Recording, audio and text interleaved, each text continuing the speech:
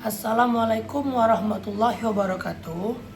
Perkenalkan, nama saya Muhammad Haikal dengan NPM B1A022350.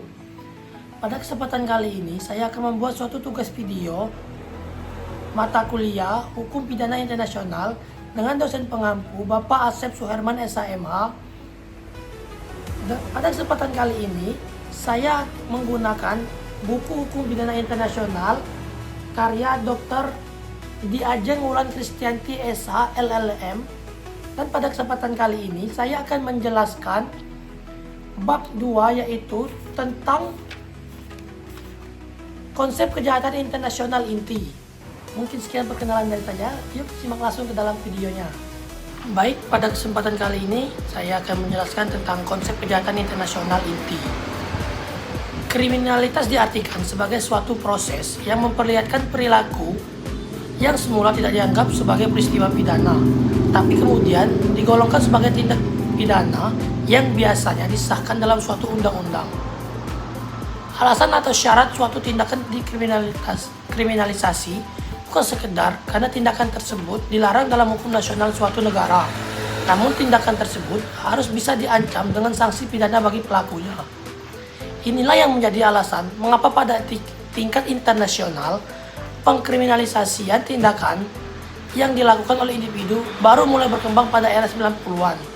Sebelum era tersebut, aturan hukum internasional berkenaan dengan tindak pidana tertentu masih menekankan pada kinerja pada kerjasama antar negara untuk mencegah dan menghukum jenis tindak pidana tertentu.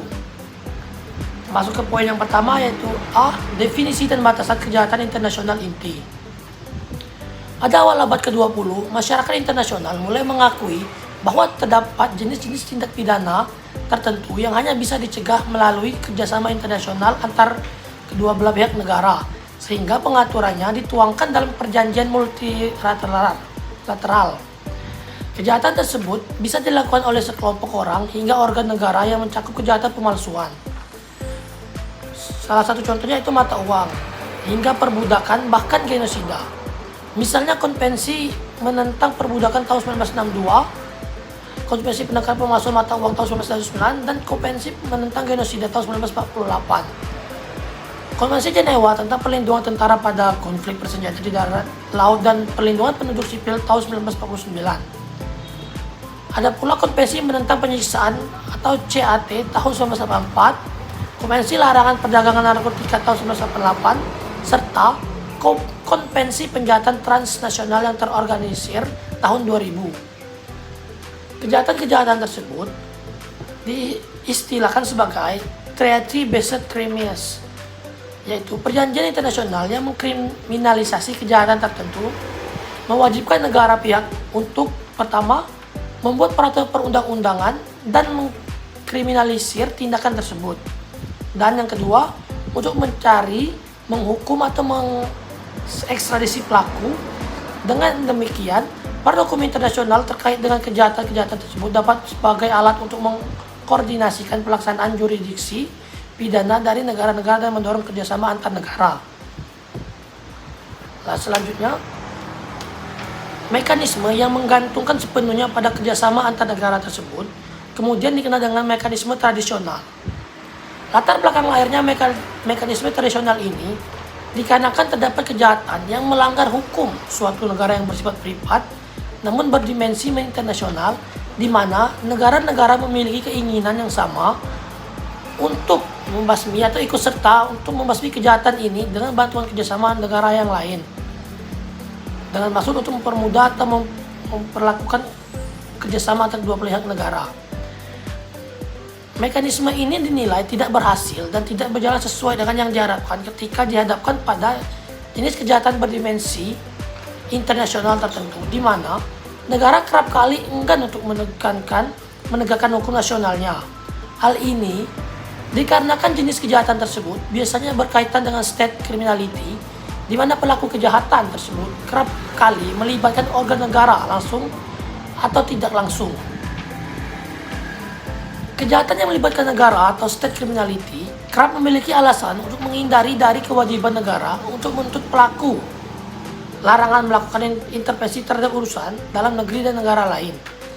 Pemberlakuan amnesti, kekebalan bagi pejabat negara yang tidak memadai hukum nasional untuk mengadili pelaku kejahatan seringkali dijadikan alasan negara untuk tidak memenuhi kewajiban untuk pelaku kejahatan yang melibatkan negara.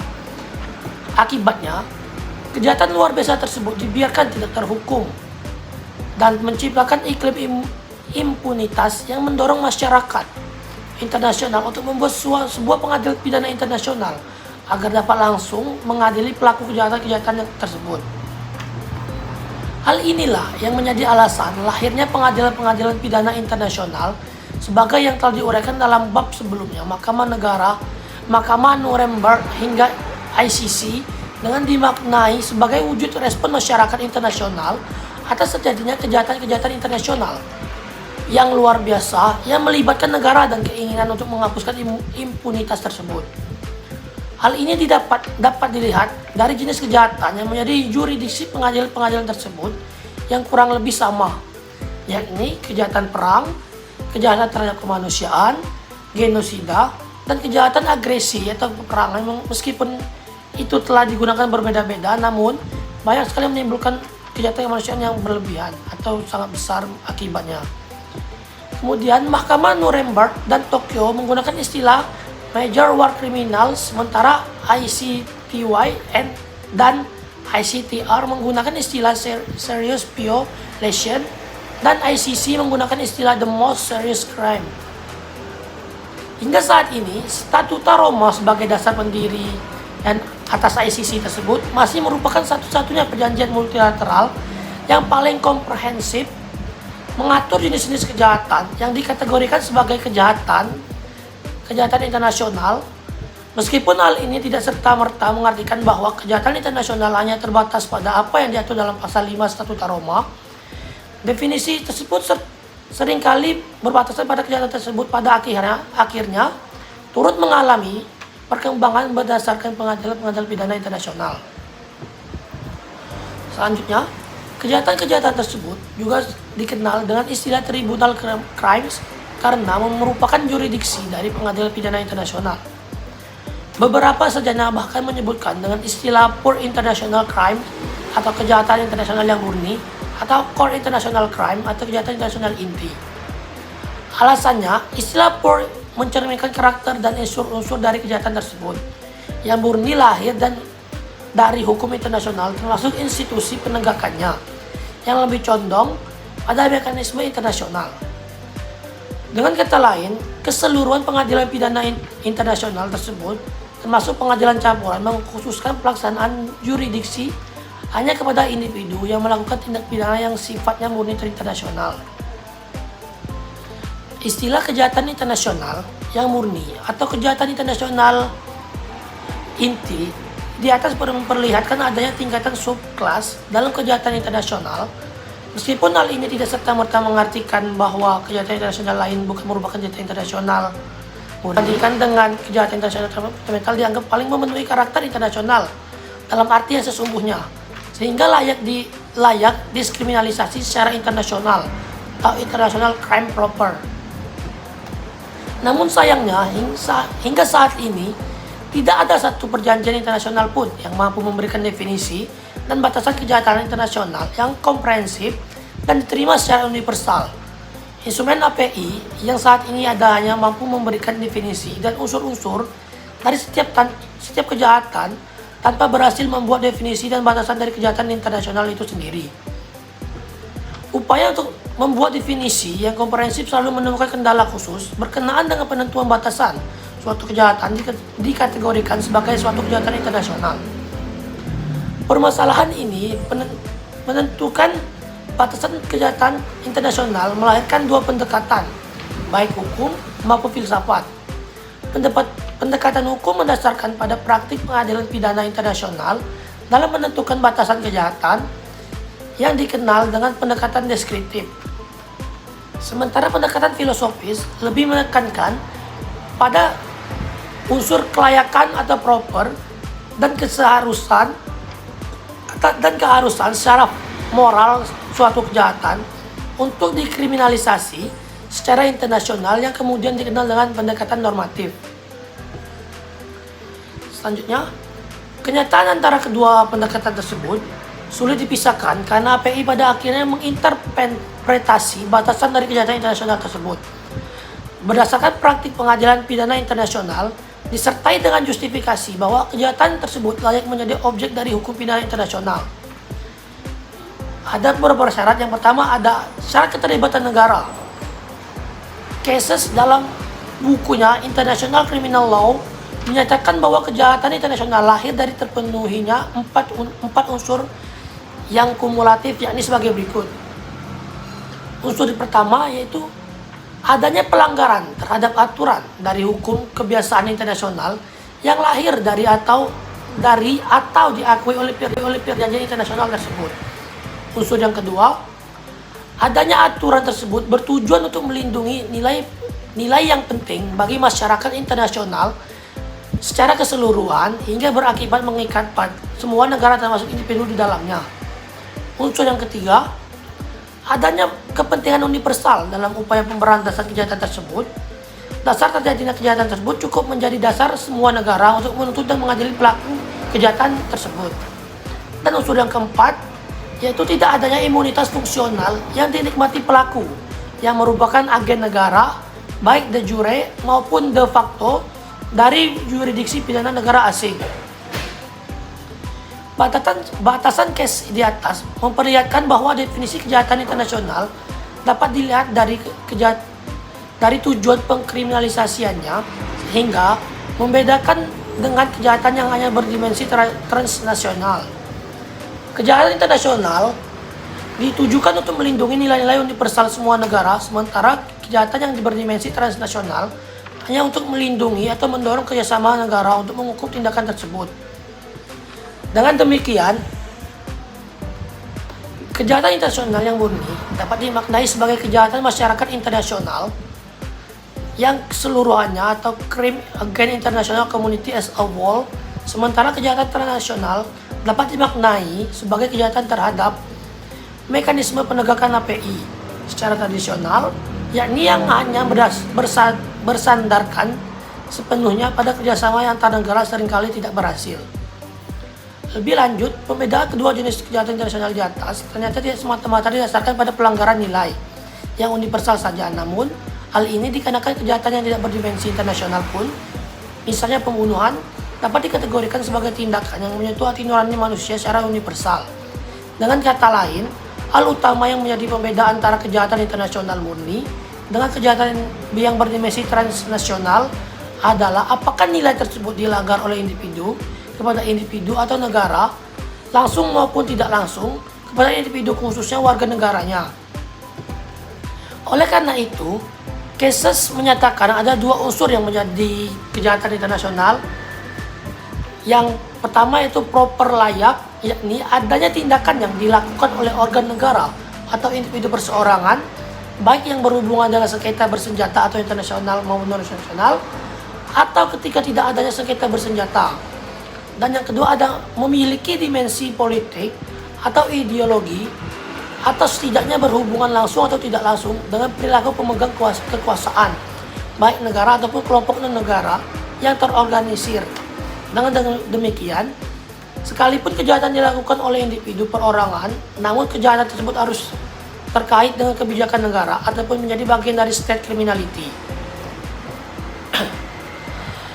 Akibatnya, unsur ini mengecualikan semua kejahatan yang bertujuan untuk mencari keuntungan pribadi meskipun memiliki dimensi transnasional, misalnya perdagangan anak dan wanita, narkotika, penyelundupan manusia, bahkan pembajakan atau privasi.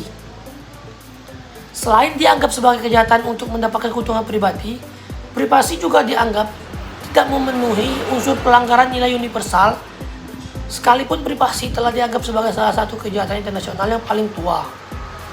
Cases berpendapat bahwa yang dilanggar oleh privasi bukanlah nilai bersama atau common value, karena tujuan penangkapan pelaku tersebut lebih kepada pengamanan kepentingan bersama di laut lepas dari bahaya dan kerugian akibat kejahatan privasi. Berdasarkan uraian-uraian di atas tersebut, sekalipun belum terdapat definisi dan batasan dari kejahatan internasional yang diterima secara universal, praktik API memperlihatkan adanya tindakan-tindakan tertentu menjadi yurisdiksi pengadilan-pengadilan pidana internasional, dikarenakan tindakan-tindakan tersebut melanggar nilai-nilai universal yang dilindungi oleh masyarakat internasional, di mana penegakan dalam hukum nasional seringkali menemukan hambatan dan kesulitan. Hambatan itu diantaranya adalah fakta pelaku sebagai pemimpin atau organ negara yang menimbulkan ketidakmungkinan hukum nasional untuk mengadili kepemimpinan tersebut.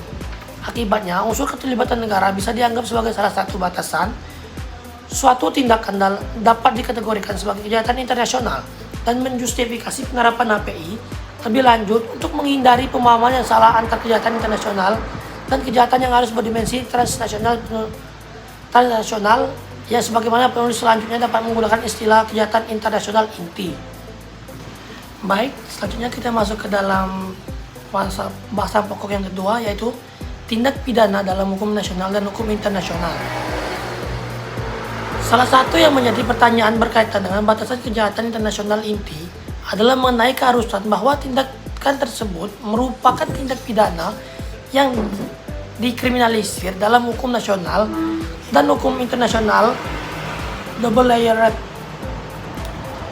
Misalnya, berdasarkan hukum internasional, tindakan tersebut merupakan pelanggaran terhadap nilai universal yang tercermin baik dalam perjanjian internasional maupun hukum kebiasaan internasional, dan berdasarkan hukum nasional, tindakan tersebut melanggar hukum pidananya. Namun demikian, praktik pengadilan pidana internasional memperlihatkan beberapa penjahat internasional inti yang ternyata tidak didiskriminisasi oleh hukum nasional. Misalnya, larangan penggunaan jenis senjata tertentu dalam sengketa bersenjata internasional atau larangan menyerang penduduk sipil secara membabi buta. Selain itu, kejahatan terhadap kemanusiaan adalah kejahatan yang sejak awal tidak pernah didiskriminalisir oleh hukum nasional. Kejahatan itu pertama kali diciptakan oleh Mahkamah Nuremberg sehingga pengkriminalisasirannya langsung oleh hukum internasional. Uraian di atas memperlihatkan bahwa sekalipun kejahatan internasional inti belum memiliki definisi dan batasan yang diterima secara universal, kejahatan-kejahatan ini memiliki standar khusus yang menjadikannya layak untuk didiskriminalisasi secara internasional. Standar tersebut mengakibatkan kejahatan-kejahatan ini seolah-olah memiliki kedudukan lebih tinggi dibandingkan dengan kejahatan berdimensi transnasional.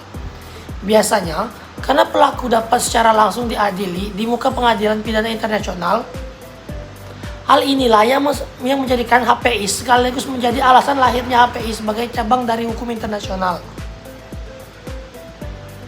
Lanjut ke pokok inti bahasan yang kedua, yaitu unsur internasional dari kejahatan internasional inti. Standar suatu kejahatan agar layak didiskriminalisasi secara internasional selain dapat dilihat dari unsur adanya keterlibatan negara, juga dapat dilihat dari adanya unsur internasional yang menjadikannya luar biasa dan dianggap melanggar nilai-nilai universal. Berikut ini ada 4 kejahatan yang dapat saya uraikan. Yang pertama yaitu ada kejahatan perang, yang kedua ada kejahatan terhadap kemanusiaan, yang ketiga ada genosida, dan yang keempat ada kejahatan agresi atau peperangan. Langsung saja masuk kejahatan yang pertama, yaitu kejahatan perang. Kejahatan perang merupakan kekerasan bersenjata antara dua negara yang lebih yang juga dikenal dengan istilah konflik bersenjata internasional. Hukum nasional dan hukum militer negara-negara sejak abad ke-18 sudah banyak mengatur mengenai hak pilih peserta konflik bersenjata untuk mengadili tentaranya sendiri yang telah melakukan pelanggaran hukum perang. Sementara itu, bagi kejahatan perang yang dilakukan oleh tentara musuh atau kewenangan pihak peserta konflik bersenjata untuk mengadili hanya terbatas pada saat perang terjadinya di wilayah atau di wilayah penduduknya tersebut. Perjanjian Damai Versailles tahun 1919 adalah aturan hukum internasional pertama yang secara tegas mengakui hak pihak peserta konflik bersenjata untuk mengadili individu yang berasal dari negara musuh yang melakukan pelanggaran terhadap hukum dan kebiasaan berperang. Selanjutnya, kejahatan perang diatur dalam Konvensi Jenewa tahun 1949 dan protokol tambahannya tahun 1977. Yang dimana tidak semua pelanggaran yang terjadi saat konflik bersenjata dikategorikan sebagai kejahatan perang. Ada juga Konvensi Jenewa menggunakan istilah grave breaches atau pelanggaran berat untuk mendefinisikan kejahatan perang, yakni grave breaches atau shall be tossed involving any of the following acts if on community against person or property protected by the convention: willful killing, torture or inhuman treatment, including biological and experiment, willfully causing great suffering or serious injury to body or health. Dalam kasus TEDIC atau ICTY, hakim menjabarkan bahwa kejahatan perang harus memenuhi unsur-unsur sebagai berikut. Yang pertama, ada pelanggaran serius dari aturan hukum internasional yang melindungi hak-hak yang penting yang diatur dalam perjanjian internasional, ada hukum kebiasaan internasional. Unsur yang kedua, pelanggaran serius tersebut harus menimbulkan konsekuensi yang berat atau severe bagi korban. Dan unsur yang ketiga, pelanggaran tersebut melahirkan pertanggungjawaban pidana yang baik individu bagi pelaku maupun kelompok anggota peperangan tersebut. Unsur-unsur tersebut sekaligus memperlihatkan bahwa adanya batasan tertentu yang harus dipenuhi agar suatu pelanggaran dalam konflik bersenjata dapat dikategorikan sebagai kejahatan perang. Dengan kata lain, fakta bahwa seorang tentara mencuri sepotong roti dari penduduk sipil saat situasi sengketa bersenjata tidak cukup menjadikan tentara tersebut dianggap melakukan kejahatan perang. Oleh karenanya, tidak sepenuhnya unsur-unsur tersebut dianggap unsur serius. Selain itu, kejahatan perang harus terjadi saat situasi konflik bersenjata atau internasional maupun non-internasional, serta target atau korban kejahatan ini adalah mereka yang dilindungi atau protect person, yang dimana Konvensi Jenewa menjelaskan bahwa orang-orang yang dilindungi dalam konflik bersenjata adalah tentara musuh yang luka, yang sakit, dan yang menyerah atau tawanan perang, serta penduduk sipil musuh yang menjadi anggota dalam peperangan tersebut. Artinya, tidak semua penyerangan kepada penduduk sipil walaupun terkena dampak dalam konflik bersenjata akan dikategorikan sebagai kejahatan perang. Kejahatan ini juga sudah menjadi jurisdiksi Mahkamah Internasional sejak Mahkamah Nuremberg hingga ICC. Situasi konflik bersenjata khusus antar negara menjadi kejahatan inti untuk memenuhi unsur internasional dikarenakan adanya keterlibatan negara termasuk organnya, dalam hal ini tentara, dalam tindakan kejahatan ini. Kedua, ada kejahatan terhadap kemanusiaan. Berbeda halnya dengan kejahatan perang, kejahatan terhadap kemanusiaan tidak lahir dari hukum pidana nasional negara. Namun, sejak awal diskriminalisasi secara langsung oleh hukum internasional, Statuta International Military atau Tribunal atau London Charter tahun 1945 sebagai dasar pendirinya Mahkamah Nuremberg. Selanjutnya, Nuremberg Charter 1945 merupakan instrumen hukum tertulis pertama di dunia yang mengkriminalisir kejahatan ini.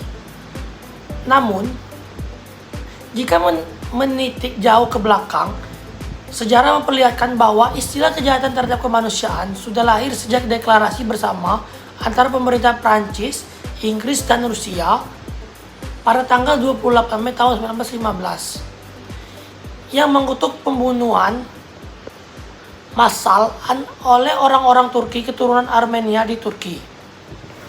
Pemerintah Turki saat itu dituduh bertanggung jawab atas pembunuhan yang disebut sebagai kejahatan terhadap peradaban dan kemanusiaan. Kejahatan ini kemudian menjadi salah satu kejahatan dalam yurisdiksi Mahkamah Nuremberg pasca Perang Dunia Kedua. Hal ini tidak terbelakangi oleh Konvensi Den Haag tahun 1899 dan 1907, yang dimana pengalaman dan praktik pasca Perang Dunia I serta deklarasi sekutu ketika Perang Dunia Kedua. Pencantuman jenis kejahatan ini dalam Nuremberg Charta tahun 1945 merupakan hal yang kontroversial. Pihak sekutu dianggap telah melanggar prinsip legalitas dan non-retroaktif dalam hukum pidana dikarenakan ketiadaan hukum positif sebelumnya yang mengkriminalisasi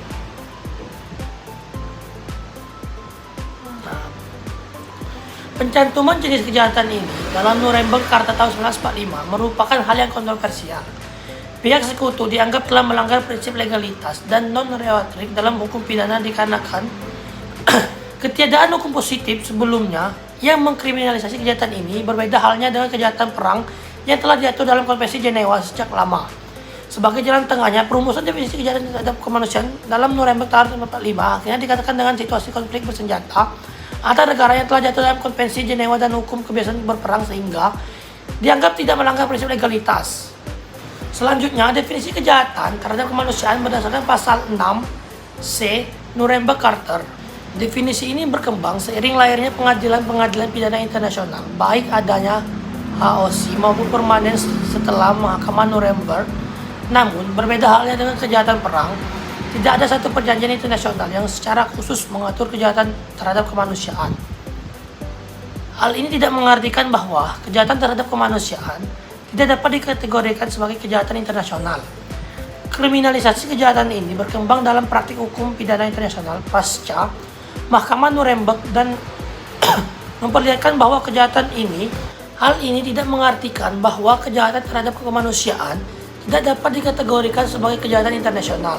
Kriminalisasi kejahatan ini berkembang dalam praktik hukum pidana internasional pasca Mahkamah Nuremberg yang memperlihatkan bahwa kejahatan ini merupakan kejahatan berdasarkan hukum kebiasaan internasional. Setelah lebih dari 70 tahun sejak dicantumkannya kejahatan ini dalam Piagam Nuremberg, masyarakat internasional akhirnya akan segera memiliki sebuah konvensi khusus yang melarang kejahatan terhadap kemanusiaan sejak tahun 2017. Melalui International Law Commission atau ILC telah mengadakan sidang untuk merumuskan konvensi tentang kejahatan terhadap kemanusiaan. Hingga saat ini, ILC telah mengadakan 5 kali pertemuan dan sempat tersendat karena adanya kasus pandemi COVID-19.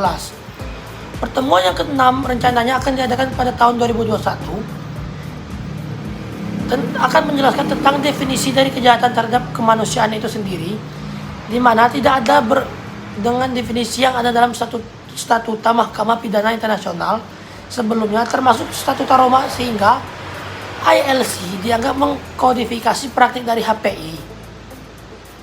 Pada tahun 2019, ILC sudah menyelesaikan final draft article on the prevention and punishment of crimes against humanity.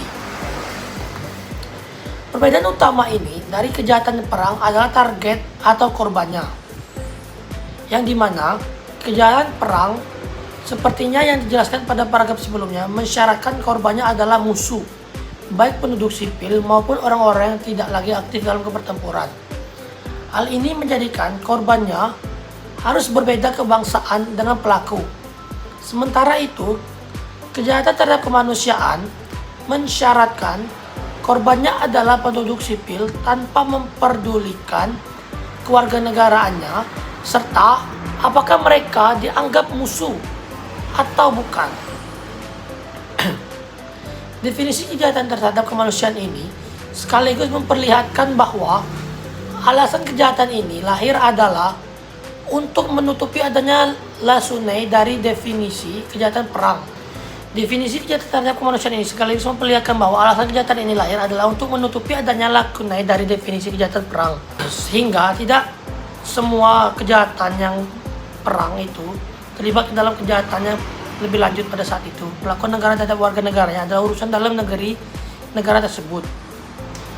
Dalam perkembangannya, pengaturan kejahatan ini tidak lagi mensyaratkan adanya situasi konflik bersenjata atau Kontrol Konsil nomor 10 yang merupakan hukum nasional Jerman yang ditujukan untuk menghukum pelaku kejahatan perang pasca Mahkamah Nuremberg.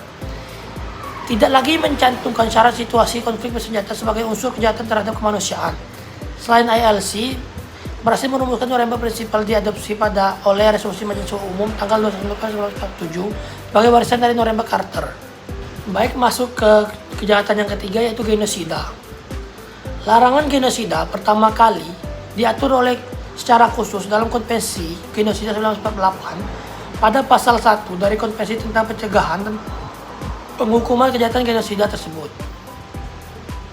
Selain mengatur penegakannya di level nasional, lebih jauh konvensi ini juga sudah mengatur kemungkinan pendirian Mahkamah Pidana Internasional untuk mengadili genosida. Genosida adalah sebuah kejahatan yang menyangkal keberadaan sekelompok manusia karena alasan ras, etnis, agama, atau bangsa. Unsur internasional dari kejahatan ini adalah niat khusus atau dolus spesialis pelaku untuk menghancurkan 4 kelompok sasaran yang dilindungi, yakni bangsa, etnis, ras, dan agama, serta yang diatur dalam pasal 2 Konvensi Genosida tahun 1948. Konvensi genosida berkembang menjadi konvensi yang diratifikasi oleh banyak negara. Sifat kekejaman genosida menjadikan pertanggungjawaban pidananya tidak hanya dibebankan secara pidana kepada individu atau pelaku, namun juga kepada negara karena dikategorikan sebagai Very Serious International Wrongful Activity of States. Putusan ICJ ini dalam kasus Bosnia Serbia tahun 2007 menyatakan bahwa pasal 1 dari Konvensi Genosida tidak hanya mewajibkan negara untuk mencegah dan menghukum genosida, namun juga mencakup kewajiban untuk menghindari serta tidak terlibat dalam kejahatan ini. Lebih jauh, kewajiban tambahan tersebut juga diterapkan pada pasal 3 Konvensi tentang tindakan-tindakan yang harus dihukum dalam konvensi, yakni konspirasi untuk melakukan genosida, melakukan penghasutan untuk melakukan genosida, serta usaha untuk melakukan genosida. Artinya, apabila tindakan dalam pasal 3 tersebut dilakukan dan melahirkan 2 pertanggungjawaban, yakni pertanggungjawaban individu dan pertanggungjawaban negara. Baik, masuk ke kejahatan yang terakhir, yaitu kejahatan agresi.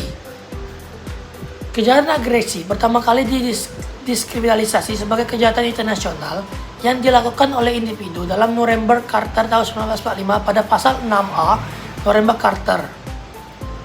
Pasal tersebut diterima secara luas oleh masyarakat internasional, ditandai dengan diadopsinya resolusi Majelis Umum tahun 1946 yang menegaskan tentang prinsip-prinsip hukum internasional yang diakui oleh Charter dari Mahkamah Nuremberg dan putusan-putusannya, atau Nuremberg Principle.